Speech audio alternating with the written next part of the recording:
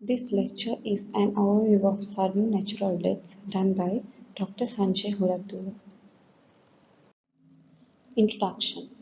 Around 80% of routine autopsy load consists of sudden natural deaths. However, sudden and unexplained deaths due to a natural disease is relatively uncommon between the ages of 1 and 30. All such deaths must be reported to the inquirer into sudden deaths, who will conduct an inquest to arrive at the cause of death and circumstances of death. Definition: death is said to be sudden when it is unexpected in an apparently healthy adult or when death occurs within 24 hours after the onset of symptoms. It is the definition which was depicted by World Health Organization. It is well known that the most challenging autopsies are those of sudden deaths in apparently healthy young adults up to the age of about 30 to 35 years, when the macroscopic, microscopic, and toxicological findings are non-specific and when they do not assist the forensic pathologist to come to a reasonable cause of death. Causes of sudden death. Possible causes should be considered depending on the age, sex, and past medical history of the deceased. Some causes are common while others are rare. Causes of sudden death are systemically classified as cardiovascular system, central nervous system, respiratory system, gastrointestinal system, and other systems.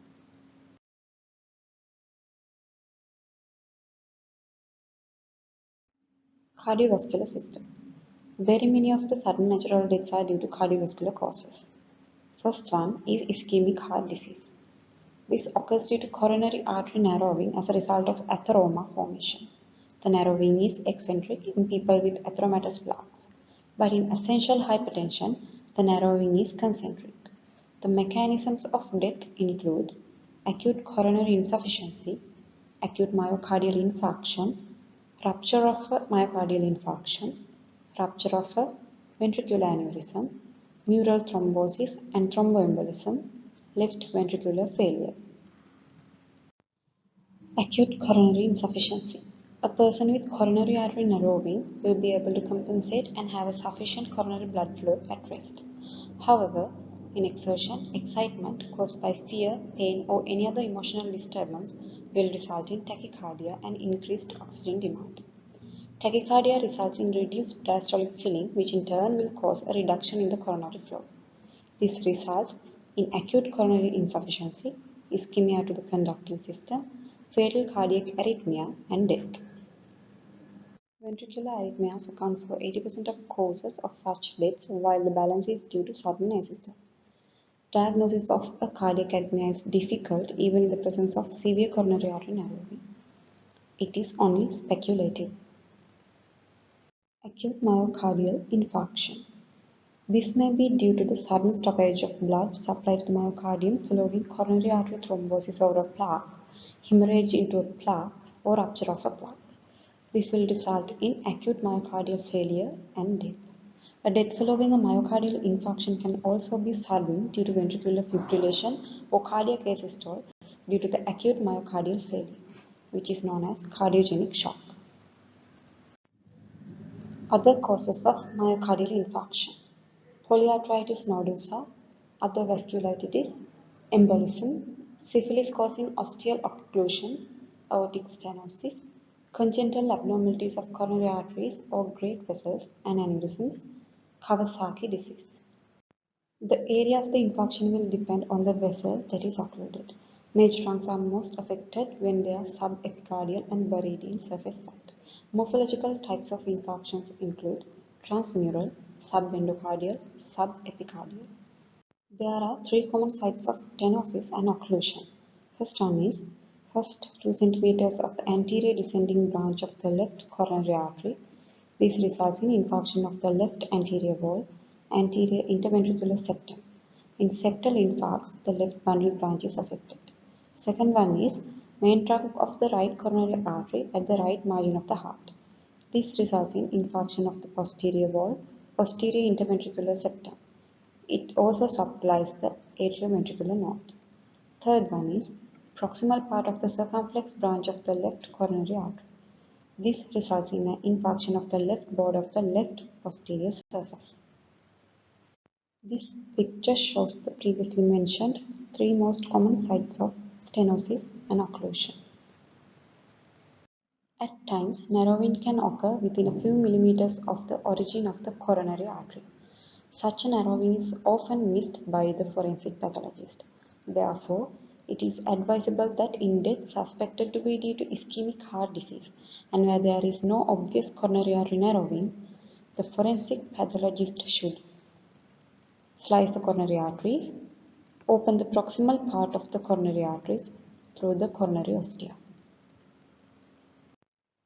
Infarctions are commonly found in the left ventricle and rare in the right ventricle and almost not existent in the atria.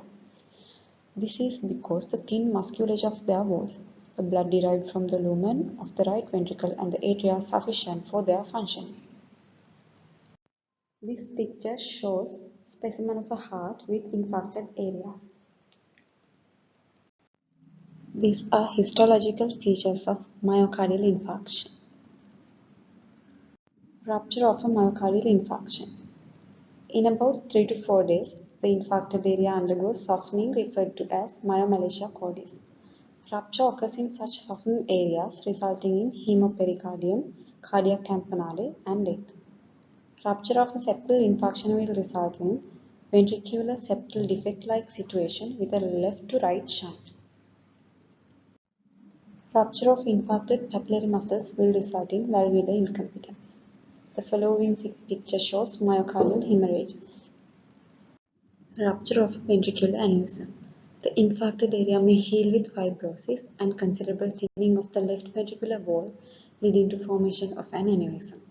The aneurysm can rupture, leading to a hemopericardium and death from cardiac tamponade. Mural thrombosis and thromboembolism. This can occur in an aneurysmal sac or over the endocardium where the infarction involves the endocardium as well. This leads to fatal thromboembolism. Left ventricular failure. Extensive fibrosis of the left ventricular wall following an infarction will lead to left ventricular failure. This is especially so in those who in addition are suffering from hypertension. Medico-legal aspects of ischemic heart disease and acute myocardial infarction. Ischemic heart disease or myocardial infarction can contribute to a transportation accident such as an aircraft disaster, road traffic accident, or an industrial occupational accident. Or else at times the emotional disturbance, pain, and excitement due to trauma may precipitate death by aggravating the pre-existing disease condition as mentioned earlier. In the first 12 to 24 hours, a diagnosis of myocardial infarction and autopsy by macroscopic appearance of the myocardium is extremely difficult or at times not possible. This is a serious setback in view of what was mentioned above under referring to cardiac asystole and under referring to ventricular fibrillation. In view of above, the aging of myocardial infarction by microscopy and other methods such as enzyme histochemistry, fluorescent studies, scanning electron microscopy is medico-legally important to correlate the traumatic episode of the death. Macroscopy and microscopy of a recent myocardial infarction. No typical eye observations in the myocardium in the first 12 to 24 hours. Around 24 hours, there can be pallor. The area also appears to be dull and granular. In 24 to 72 hours, the area appears congested with red and yellow streaks, which is called trigoid aberrance, towards 72 hours. Around 72 hours or thereafter, the area becomes more yellowish, well demarcated and softened, which is called myomalacia cordis. Early microscopic changes include granularity of the cytoplasm, increased affinity for and increased eosinophilia. Dehydrogenase enzyme histochemistry and acridine orange fluorescence can detect changes of a myocardial infarction as early as 4 to 5 hours. This is a picture showing evolution of myocardial infarction with time.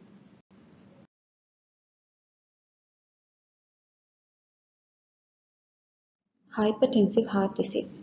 In this situation, there is left ventricular hypertrophy with cardiomegaly. This may coexist with coronary artery narrowing either due to concentric internal thickening or coronary atherosclerosis, where the narrowing is eccentric. Where there is left ventricular hypertrophy with cardiomegaly, the increase in the myocardial mass will require more blood than a normal heart, leading to ischemia of the myocardium in times of mental and physical stress, including minor trauma. Death could be due to cardiac arrhythmia or myocardial infarction as explained earlier. Aortic stenosis. The aortic valley is calcified, bicuspid and stenosed. Due to the stenosis, the pressure in the aortic sinus where the coronary ostia lies is low. Further, the stenosis results in left ventricular hypertrophy, which demands an increased blood supply to the myocardium. The relatively poor coronary flow due to the low pressure in the aortic sinus and the increased myocardial demand for oxygenated blood result in myocardial ischemia and sudden death as explained earlier under ischemic heart disease, including sudden deaths following minor trauma. Cardiomyopathies. Hypertrophic obstructive cardiomyopathy. This is an inherited disease of cardiac muscle sarcomeric proteins characterized by symmetrical or asymmetrical hypertrophy, a submitral impact lesion, and myocyte disarray. Dilated cardiomyopathy. There is cardiac dilation and systolic dysfunction, usually with some hypertrophy, which may be a primary disorder or a secondary phenomenon. Causes: genetic, toxins, viral myocarditis, pregnancy malnutrition, metabolic causes, idiopathic causes. Pathology: heart is large and flabby with thin or normal ventricular thickness. All four chambers are dilated and mural thrombus may or may not be present. Myocardial cells hypertrophied and other cells get thinned. There's restrictive cardiomyopathy. And there's another entity called arrhythmogenic right ventricular cardiomyopathy. It is an inherited condition increasingly being recognized, characterized by predominantly right ventricular thinning with fibrofatty myocyte replacement. The cardiomyopathies are an important group of diseases linked to sudden death in young and are of particular importance in death occurring during exercise or on the athletic field. The myocardial demand for oxygenated blood is greater, leading to myocardial ischemia and death, as explained under ischemic heart disease, including sudden death following minor trauma. Myocarditis. Inflammation of the myocardium with focal areas of necrosis leads to rapid myocardial failure, especially on exertion or minor trauma. This could be viral, bacterial, toxic, or chemical. Ruptured aortic aneurysm, a common lesion with fatal consequences. Due to atheromatous degeneration, there is medial necrosis leading to a dissecting type of aneurysm which may rupture in the following areas. First one is intrapericardial part of the aorta causing a massive hemopericardium and rapid death following cardiac tamponade. The second one is arc of the aorta where the rupture is to pleural cavity causing massive hemothorax and death. At times, the rupture may be to the trachea or a bronchus causing choking and asphyxiation. Third one is abdominal aorta. This is a fusiform type of aneurysm when the rupture is to the retroperitoneal space causing death.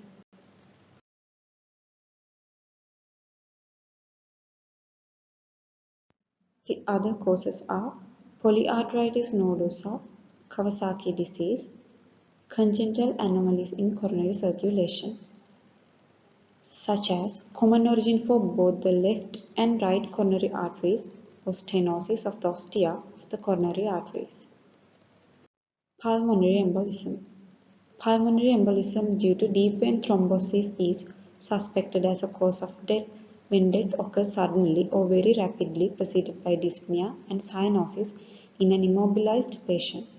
The immobilization may be due to injury. Therefore, aging of the thrombus is essential in traumatic deaths to find correlation between the trauma and death. It is also said to occur during defecation and is responsible for many deaths in the toilet. It is common in obese persons. It is also a hazard in air travel for long hours. It is a most undiagnosed cause of death.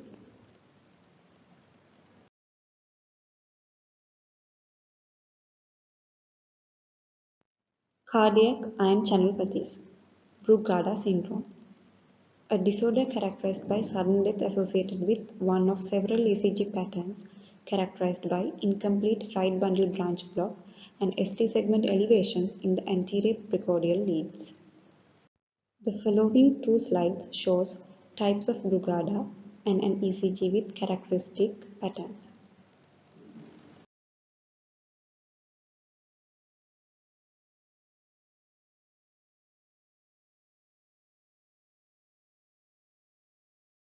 Central nervous system causes for sudden unnatural death. Intracerebral hemorrhage, commonly due to uncontrolled hypertension. The hemorrhage is in the area of the internal capsule and it often enlarges and bursts into lateral ventricle causing an early death. They are also common in the pons and cerebellum. Intracerebral hemorrhage can also occur in infants, children, and in young adults due to congenital arteriovenous malformations. Intracerebral hemorrhages also occur in bleeding disorders, hemorrhagic fevers, and in chronic alcoholics. Subarachnoid hemorrhage. In this case, blood is collected into the potential space between arachnoid matter and pia matter. It is usually due to a rupture of a berry aneurysm of the circle of Willis of congenital origin in adults in the age group 25 to 45 years or rupture of an arteriovenous malformation in children. Berry aneurysms are common in females. Atherosclerotic aneurysms of the circle of Willis are common in the elderly. Rupture of such aneurysms result in basal subarachnoid hemorrhage. Death is rapid as the blood tracts down to the brain stem and compresses the medulla, resulting in respiratory failure. However, detection or demonstrating a ruptured aneurysm of the circle of Willis is most difficult at autopsy. According to Bernard Knight, in a sudden death of a woman in the childbearing age, the forensic pathologist must consider a complication of pregnancy, self-poisoning, pulmonary embolism, or a subarachnoid hemorrhage as the first choices. The following few slides show pictures of subarachnoid hemorrhage.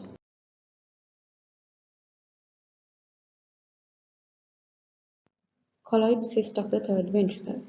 The cyst, circular in shape and about 1 cm in diameter, will obstruct the flow of cerebrospinal fluid by a ball valve action. There is often a history of chronic but sudden onset of headache, giddiness, and vomiting. The fatal episode is preceded by headache, vomiting, leading to rapid loss of consciousness and coma. Epileptic seizure, a cause of sudden death. They could either drop dead or die during a seizure or in status. Other causes: hemorrhage into a cerebral tumor, viral encephalitis in children, meningitis in adults, children, and infants.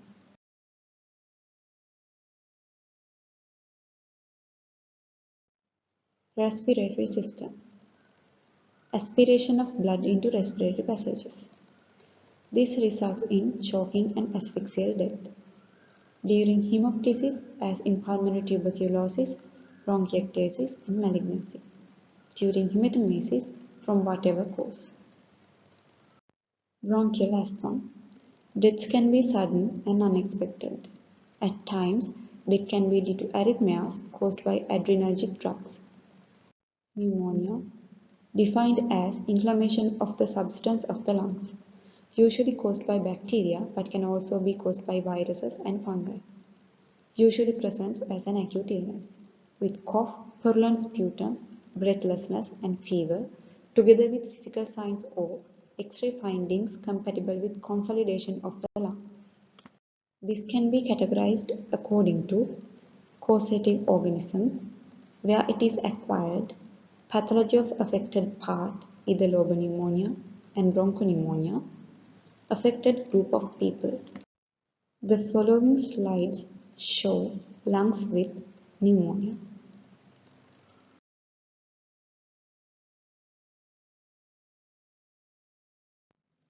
Community-acquired pneumonia. It is the most common type of pneumonia. It occurs outside of hospitals or other healthcare facilities. It may be caused by bacteria. The most common cause of bacterial pneumonia is Streptococcus pneumoniae. This type of pneumonia can occur on its own or after you have had a cold or the flu. It may affect one part of the lung, a condition called lobar pneumonia. Bacteria-like organisms. Mycoplasma pneumoniae can also cause pneumonia. It typically produces milder symptoms than other types of pneumonia. Walking pneumonia is an informal name given to this type of pneumonia, which typically isn't severe enough to require bed rest. Fungi. This type of pneumonia is the most common in people with chronic health problems or weakened immune systems, in people who have inhaled large doses of the organisms. The fungi that cause pneumonia can be found in soil or bird droppings and vary depending upon geographic location. Virus, including COVID-19. Some of the viruses that cause colds and the flu can cause pneumonia. Viruses are the most common cause of pneumonia in children younger than 5 years. Viral pneumonia is usually mild, but in some cases it can become very serious. Coronavirus 2019, which is called as COVID-19, may cause pneumonia, which can become severe. Hospital-acquired pneumonia. Some people catch pneumonia during a hospital stay for another illness. Hospital-acquired pneumonia can be serious because the bacteria causing it may be more resistant to antibiotics and because the people who get it are already sick. People who are on breathing machines, often used in intensive care units, are at higher risk of this type of pneumonia. Healthcare-acquired pneumonia. Healthcare-acquired pneumonia is a bacterial infection that occurs in people who live in long-term care facilities, who receive care in outpatient clinics, including kidney dialysis centers. Like hospital-acquired pneumonia, healthcare-acquired pneumonia can be caused by bacteria that are more resistant to antibiotics. Aspiration pneumonia. Aspiration pneumonia occurs when you inhale food, drink, vomit, or saliva into your lungs. Aspiration is more likely if something disturbs your normal gag reflex, such as a brain injury or swallowing problem, or excessive use of alcohol or drugs. Viral pneumonia is common and fatal in extremes of age, especially infants and those who are debilitated and incapacitated. Bacterial epiglottitis. This is an infection and inflammation of the epiglottis, which is usually seen in children under 5 years of age. Haemophilus influenzae type B is the commonest organism and can cause life-threatening infection which requires urgent endotracheal intubation and antibiotics. But in present, this condition is rare due to Hib vaccine.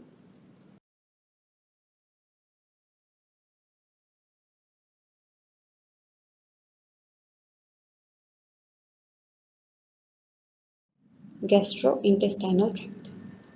The main cause of sudden death in gastrointestinal system are predominantly vascular nature. Hematemesis. From varices secondary to cirrhosis of the liver, peptic ulcers, gastric carcinomas. Spontaneous rupture of a viscus. Peptic ulcer, colonic tumor resulting peritonitis. Rupture of a duodenal ulcer is more dangerous than a rupture of a gastric ulcer as symptoms occur very late. Another cause is chronic alcoholics with cirrhosis and fatty liver. This picture shows a cirrhotic liver. Acute hemorrhagic pancreatitis. Here the pancreas is inflamed, edematous, red in color with areas of necrosis. The mesentery around shows areas of fat necrosis. This condition is common in heavy alcoholics, often after a meal of animal protein. Volvulus intersusception or strangulated hernia. Deaths are due to non-diagnosis or late diagnosis. Mesenteric embolism or thrombosis leads to intestinal infarction, gangrene, perforation, and peritonitis. Death is sudden or early due to non-diagnosis or late diagnosis.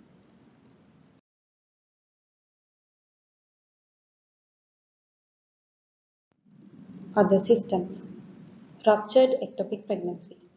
When a female of childbearing age is found deceased, a complication of pregnancy must be considered to be the most likely cause of death until proven otherwise. Ectopic pregnancy is where the implantation is not occurred within the uterus while the concept is implanted outside the uterus. The commonest site is fallopian tubes. These patients often present with lower abdominal pain and diarrhea. They are treated with antibiotics as for an enterocolitis. They may collapse and die suddenly due to internal bleeding. Complications of abortions, both natural and induced. Bilateral adrenal hemorrhages, usually following meningococcal septicemia. Here the gland is spherical, filled with clotted blood and resembles a red cherry. The following few slides show previously discussed causes of sudden natural death.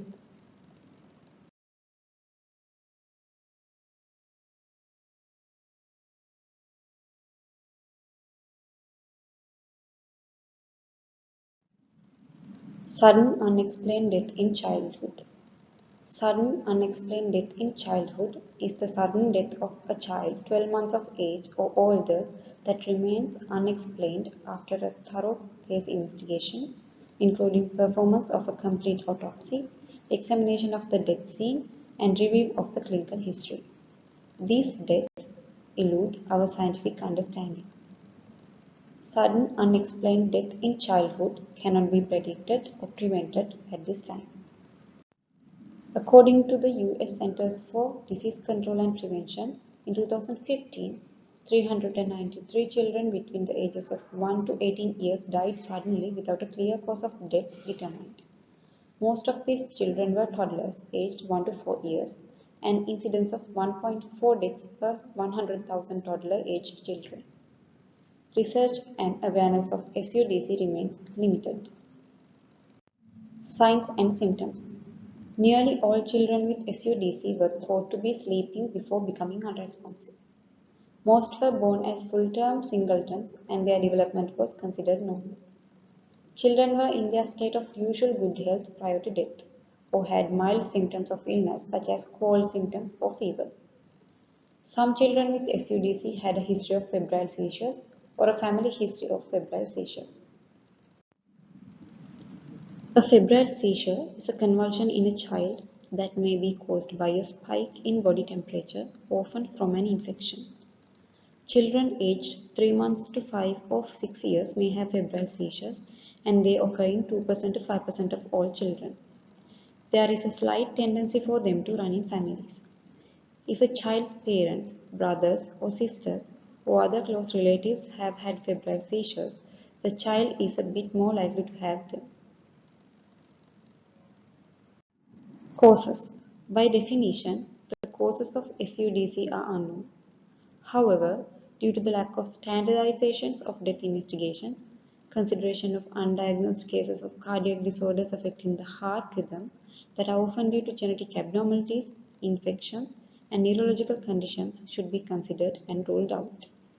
The history of febrile seizures in some children with SUDC and their family members demonstrate a possible correlation of sudden unexpected death in epilepsy, defined as the sudden, unexpected, non-traumatic, non-drowning death in an individual with epilepsy, witnessed or unwitnessed, in which the postmortem examination does not reveal an anatomical or toxicological cause for the death. Most children with witnessed SUD-EP are associated with a terminal convulsion called a tonic-clonic seizure. Examinations of the brain in a subset of children with febrile seizures reveal subtle abnormal development of an area deep in the temporal lobe. It is unknown whether these are a cause of seizures or a result of past seizures and whether they have a direct association with the death. Affected populations. Children who die of SUDC are generally toddlers between 1 and 4 years of age, but older children can be affected. No particular ethnic group is affected. Nearly 90% are born full term and nearly half are firstborn.